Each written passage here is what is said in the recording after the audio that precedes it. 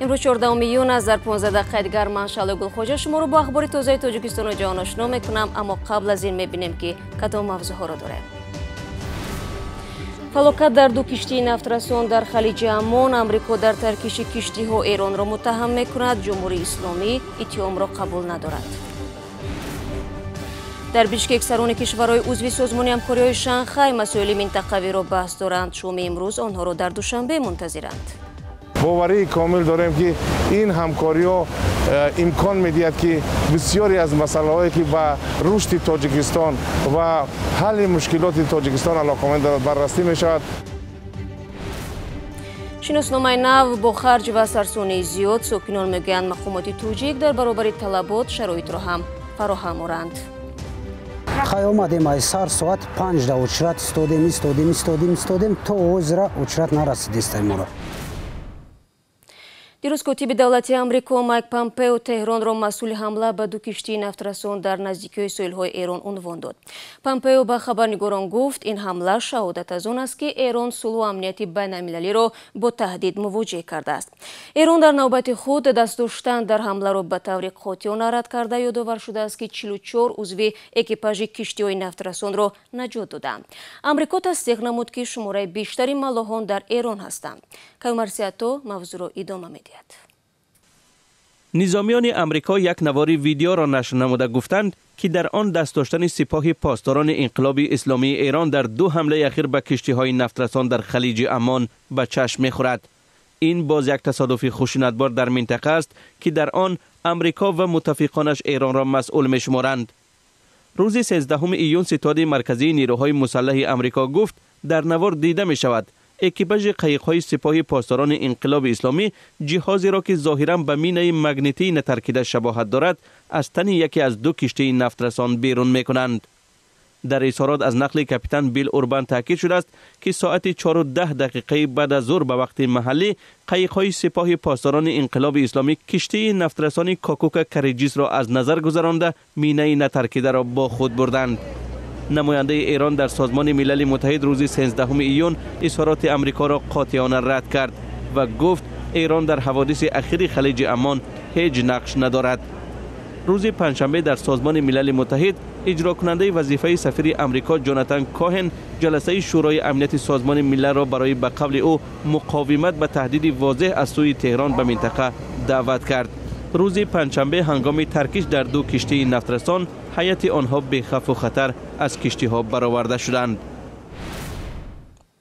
در بیشکک همین لحظه ها نشست سران کشورهای عضو سازمان ҳамкориҳои شنغهای جریان دارد. در کور نشست رهبران دولت‌های عضو سازمان و هم ناظران شرکت میکنند. سازمان ҳамкориҳои شنغهای سال 2001 با اشتراک 6 کشور روسیه، چین، تاجیکستان، قزاقستان، قرغیزستان و ازبکستان تأسیس یافته، سپس از حساب هند و پاکستان تفسیه یافت. ایران و مغولستان در این سازمان مقام ناظر را دارند. پیش بینی می شود که شام امروز هیئتی عبارت از این رهبران دولت‌ها مستقیما از مرکز قرغیزستان به پایتخت تاجیکستان بیایند، من جمله پرزیدنت ایران. تاجیکستان از سفر حسن روحانی امیدی زیاد دارد. تاجیکستان همیشه خواستار همکاری‌ها در ساحه فرهنگی و اقتصادی است. فکر میکنم که مسائل مبرمی که برای بازم رشد بخشیدن مناسبت‌های دو جانبه ضرور هستند، آنها در صحبت دو سرور دولت امروز بررسی میشوند و امید داریم که رابطه‌ها گسترش خواهند کرد. گزارش و صحبت مفصل با یاور رئیس جمهوری تاجیکستان عبدالجبار رحمانزاده در آزادی ویدیو گذاشته شده است. در قطار رهبران چندین کشور عالم پرزیدنت چین نیز در نشست بین‌المللی منطقوی اشتراک خواهد کرد. سفر سی جین پین به دوشنبه دولتی است. چین یکی از سرمایه‌گذاران اساسی تاجیکستان به شمار می رود. ولی نگرانی زیاد است که دستیابی چین به ذخیره‌های طبیعی تاجیکستان می تواند کشور را به منبع اشیاء خام برای همسایه‌اش تبدیل دهد. نظرهای هم وجود دارند که راه‌های ساخته شده از جانب چینی‌ها جهت صادرات مالی همین کشور به دولت‌های منطقه و جهان کمک می‌رساند. خیرمان بقازاده با تفصیلات بیشتر. شاهراه حیاتی دوشنبه چناخ که چین در ساختن آن به تاجیکستان کمک کرده است. در کشور که 90% قلمروش کوهستان است، نقلیات زمینی وسیله مهمی به هم آوردن مردم و پیشرفت اقتصادی است. душанбе чаноқ шимоли тоҷикистонро бо марказ мепайвандад ва то ба сарҳади тоҷикистону узбекистон мебарад.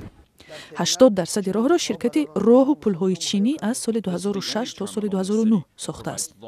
Анварбек Раҳматов мудири терминали мароми шаҳри Душанбе ки 10 сол аст инҷо кор мекунад, ба хабарнигори телевизиони давлатии Чин мегӯяд ки баъди бунёди роҳ мусофирон бисёр зиёд шуданд. Як ронандаи дигар мегӯяд ки дар ин роҳ мусофир мекашад ва мусофири бештар ба маънии даромади бештар аст. Аз маркази Душанбе то Суғд ки тақрибан 400 километр роҳ аст, мардум пеш дар 12 соат мерафтанд. баъди боз шудани роҳ фақат 4 соат лозим аст ки аз Душанбе ба Хуҷанд бирасед. дар тарҳи душанбе чаноқ масалан мо 3000 нафарро ба кор гирифтем. шоҳроҳ ҷойҳои корӣ зиёд офарид ва зиндагии мардумро беҳтар кард. қаламравҳои пешини Тоҷикистон дар гузашта яке аз роҳҳои аслии шоҳроҳи Абришим буд ва ба як бахши тарҳи баландпарвозонаи як камарбанд як роҳи Чин табдил шудааст. Ин кишвар ҳоло сармоягузори аслии Тоҷикистон аст, вале дар иваз ҳаққи истихроҷи маъданҳои зиёдеро ба даст овардааст. иқтисоддонҳо ҳушдор доданд ки ба ин кишвар додани тарҳои азими иқтисодӣ дар дарозмуддат ба нафи Тоҷикистон нест ва онро ба як манбаи ашёи хом барои ҳамсояи бузургаш табдил медиҳад. ҷоиз ба таъкид аст ки Тоҷикистон дар 10 солаи ахир нишастиро дар як сатҳи баланд ва бо ҳузури даҳҳо раҳбар мизбонӣ накардааст. мутаносибан мақомоти тоҷик низ барои таъмини амният дар ин 2 рӯз аз иқдомҳои камсобиқа кор гирифтанд. Зарангези Наврӯшов ва Бароди Юсуфӣ мегӯянд имрӯз Душанбе як рӯзи таътилро мемонд, зеро фурӯшгоҳҳои бузурги молу колои пойтахт ки маъмулан 3 родаманд пурра дарҳои худро барои харидорон бастанд. Барои кормандони бархе аз ниҳодҳои давлатӣ ҳам рӯзи истироҳатӣ эълон шудааст. ин минтақа бозори корвон аст, бузургтарин ва серодамтарин бозор дар Душанбе.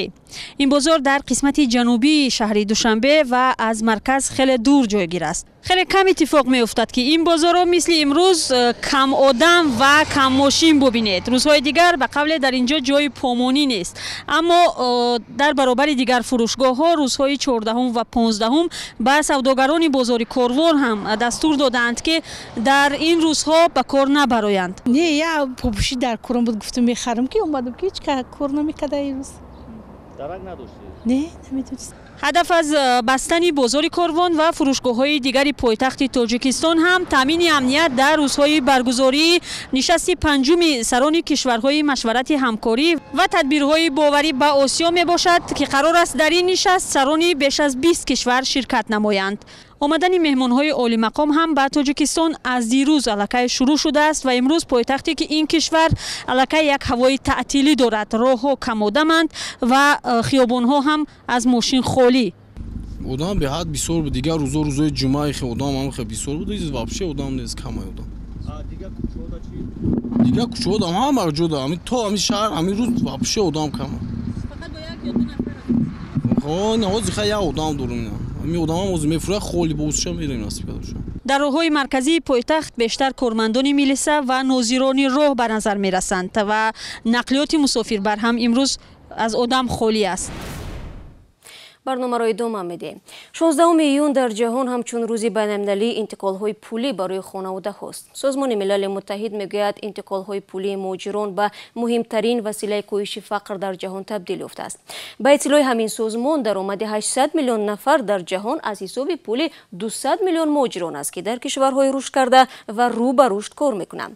Тоҷикистон низ яке аз кишварҳоест ки дар хориҷа беш аз 1 миллион нафар муҳоҷири корӣ дорад. даромади ҳар чорумин хонавода аз ҳисоби интиқолҳои пулӣ муҳоҷирон мебошад. ҳоло аз ҳамкорам Абдулло Ашуров мепурсем ки муҳоҷирон ба Тоҷикистон чӣ миқдор пул мефиристанд ва ин пулҳо барои хонаводаҳо то чӣ ҳад муҳим аст. салом Абдулло.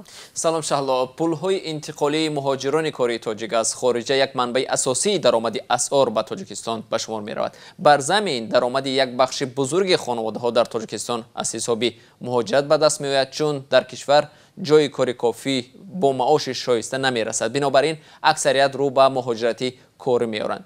бинобар таҳқиқоти созмонҳои байналмилалии молӣ даромади ҳар чорумин хонавода дар Тоҷикистон аз ҳисоби пулҳое аст ки шавҳарон ва ё фарзандони муҳоҷирашон мефиристонанд. тибқи гузориши охирини Бонки Марказии Русия соли 2018 тавассути بانک‌ها به تاجیکستان 2 میلیارد و 553 میلیون دلار مبلغ فرستاده شده است. این مبلغ برابر به 36% مجموع محصولات داخلی تاجیکستان میباشد. اما روسیه تنها کشوری نیست که مهاجران کره تاجیک از آنجا به خانواده‌هایشان پول میفرستند. مهاجران تاجیک از قزاقستان، کشورهای اروپا و هم آمریکا به خانواده‌هایشان منتظم پول انتقال می‌دهند. ولی بانک ملی تاجیکستان چند سال این جانب آمار فرستاده مهاجران کره تاجیک را از خارجه نشر نمی‌کند و آن را مخفی نگاه می‌دارد.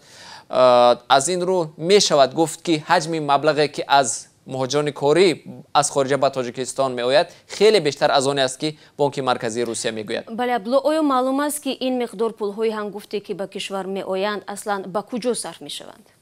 البته شاید هر خانواده این مبلغ را موافق خواسته خود با هدف خود صرف می‌کند، اما باز هم تحقیقات‌های سازمان‌های بین‌المللی نشان می‌دهند که اکثر خانواده‌ها در تاجیکستان پول‌هایی که از حساب مهاجران کره به دست می‌آید بیشتر خرج نیازهای روزمره خود، خرید خوراک و لباس می‌کنند، ولی پس‌اندازی ندارند. از این رو مهاجران وقتی به کشور برمیگردند زود مبلغ‌های آوردهشان تمام می‌شود و مجبورند دوباره به مهاجرت روند.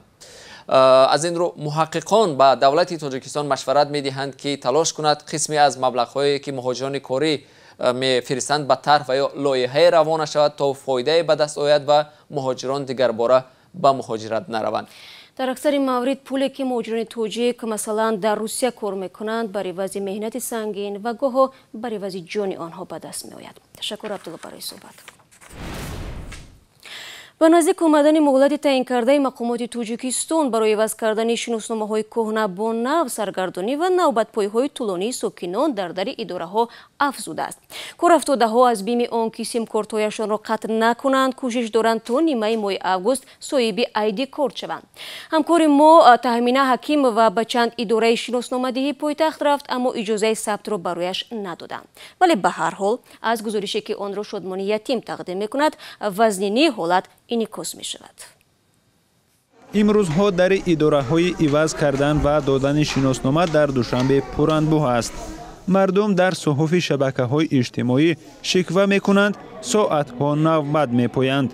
گاه نوبت پاییشان تا شبانه روزها ادامه می‌یابد اما نه هر کس روی راست حرفش را پیش کامera می‌گوید. مفتاح‌الدین ساکن شهر پنجکент است. او برای عوض نمودن جای زیست 3 شبانه روز انتظار مانده است. تنها برای یک پیچت یا که یک امضا ما باید 130 یا 140 آدم باشیم در روی خط. موسفیدان و کودکان را در نوبت‌های طولانی می‌بینیم. گاه میان مردم جنجال و بحث می‌خیزد. برخی می‌خواهند به نوبت کارشان بود شود. باید همه پیرانسالانی که پاسپورت کهنه دارند علیش کرده شود.